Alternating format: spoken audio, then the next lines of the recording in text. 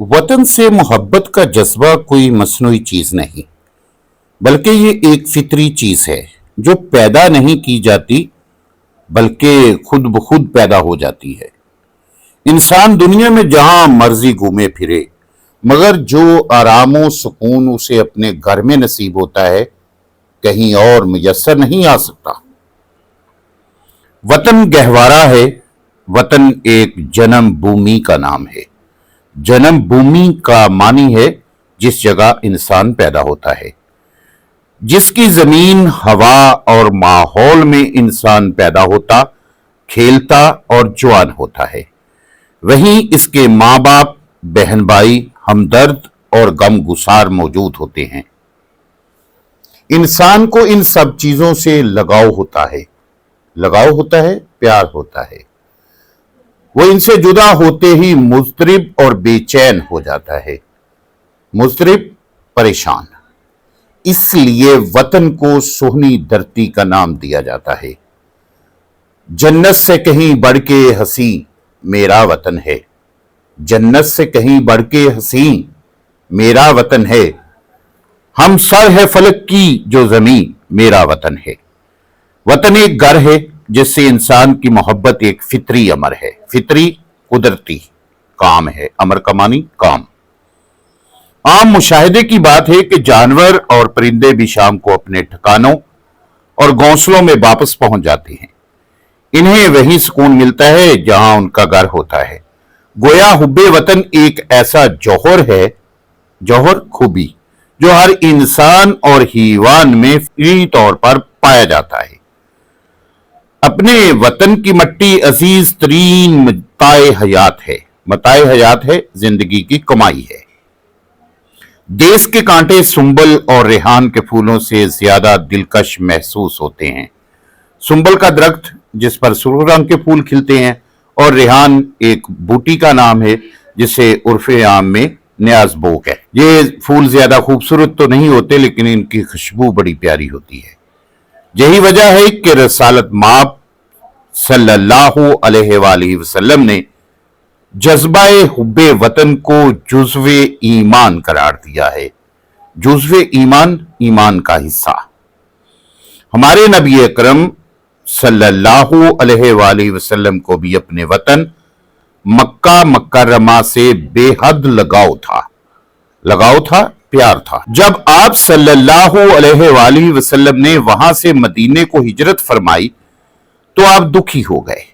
आपने शहर मक्का को मुखातब करते हुए फरमाया, ऐ मक्का, तू मुझे दुनिया में सबसे ज्यादा अजीज है, लेकिन क्या करूं, तेरे बेटे मुझे यहां रहने नहीं देते। बेटे से मुराद है कि यहां के जो लोग हैं, जो बाशिंदे हैं, वो मुझे रहने नहीं देते। अरबी का मशहूर कौल है, हुब्बुल वतन मिनल ईमान, यानी वतन की मोहब्बत ईमान का हिस्सा है। जिस शख्स के दिल में वतन की मोहब्बत का जज्बा अंगड़ाई नहीं लेता, बीदार नहीं होता। अंगड़ाई का मानी वो जानवर है। कोई शख्स दूसरे मुल्क में कितना ही खुशो खुरम क्यों ना हो, फिर भी वतन की याद जरूर सताती है। उसे अपने वतन की कच्ची गलियां, लंदन और पेरिस की आरास्ताओं पे रास्ता सड़कों से ज्यादा हसीन मालूम होती हैं। यही वजह है कि अफगान और मुगल बादशाह हिंदुस्तान जैसे जरखेज और अजीमुशान मुल्क में होने के बावजूद एक आध दफा अपने वतन जरूर जाया करते थे।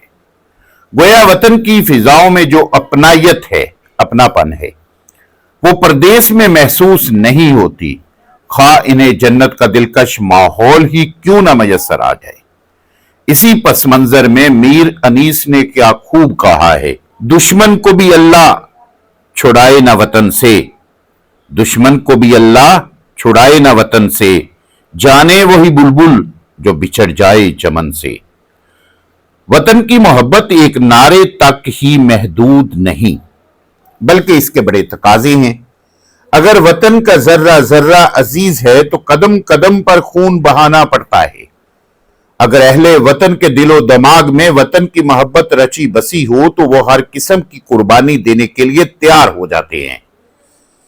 अपने वतन में तहफ्फुज का एहसास और उसकी कदर कीमत सिर्फ वही लोग जान सकते हैं जिन्हें अभी तक दूसरों की महकूमी करनी पड़ रही है, जैसे बोस्निया, कश्मीर और फलस्तीन के मजलूम लोग अपनी जात के लिए नहीं लड़ रहे, बल्कि नजरियाती एहसास के हवाले से एक आजाद वतन के लिए मसरूफ जहाद है। खसूसन अहले वतन जब दियारे गैर में चले जाते हैं, दियारे गैर दूसरों के मुल्क में चले जाते हैं, तो वहां उन्हें अपने वतन की याद सताती और तड़पाती है, और इस तरह वो दिन रात अपने वतन को याद करते हैं। बाज औकात ये तड़प और लगन इस कदर सर उठाती है कि इसे संभालना मुश्किल हो जाता है, और इंसान ये सोचता है कि काश ऐसा हो जाए कि वो पलक झपकते ही अपने वतन पहुंच जाए। पलक झपकते ही यानी कि आंख को बंद करे और जब वो खोले तो वो अपने वतन में हो। हुब्बे वतन रखने वाले अपने वतन की फलाहो बहबूद के लिए कोशां रहते हैं। फलाहो बहबूद, तरक्की, वो लोग जिन्हें अपने वतन से दीवानगी की हद तक लगाव होता है। दीवानगी, पागलपन, जुनून, वो अपने वतन में रूखी सूखी खाकर गुजारा कर लेते हैं। एक दौर था जब मुसलमान बरे अजीम पर काबज थे। काबज थे, मुसलमानों की हुकूमत थी। फिर आहिस्ता आहिस्ता मुस्लिम हुकूमत जवाल पजीर हुई, खत्म हो गई, तो अंग्रेज काबज हो गए।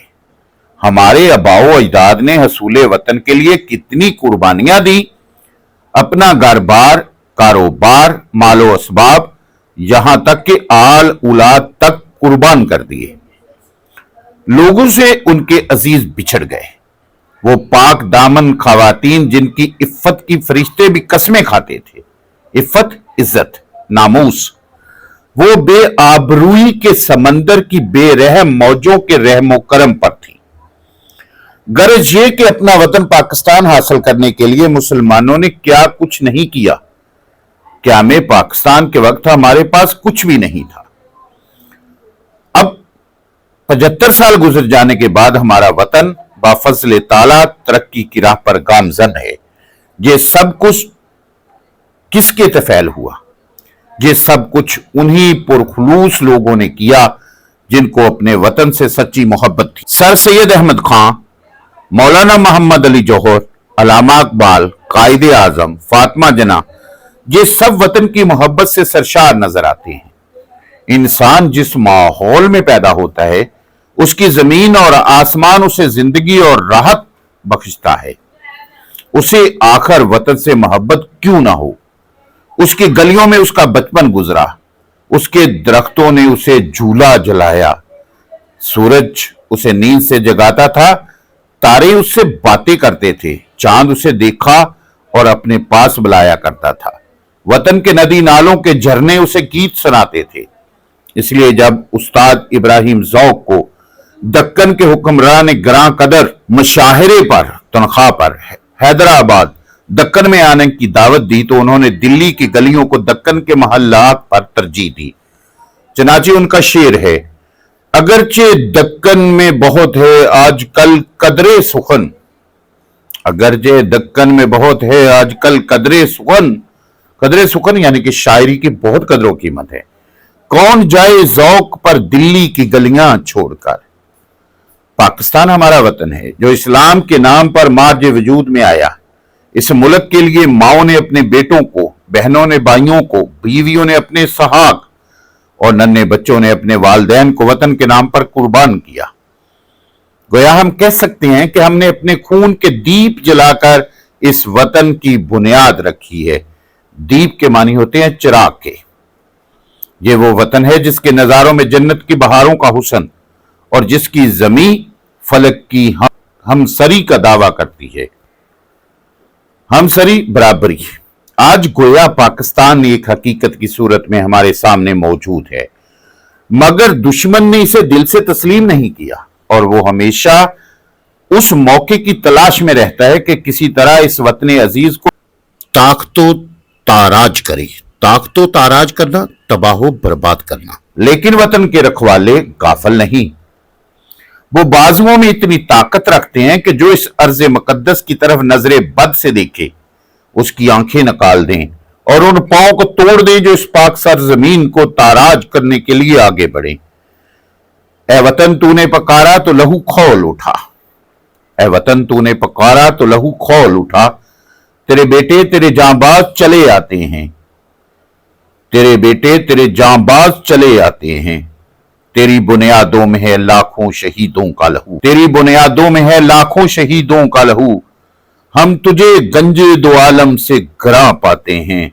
गंज कहते हैं खजाने को, दो आलम से यानी कि दुनिया और आखिरत के खजानों से, घरा कीमती समझते हैं।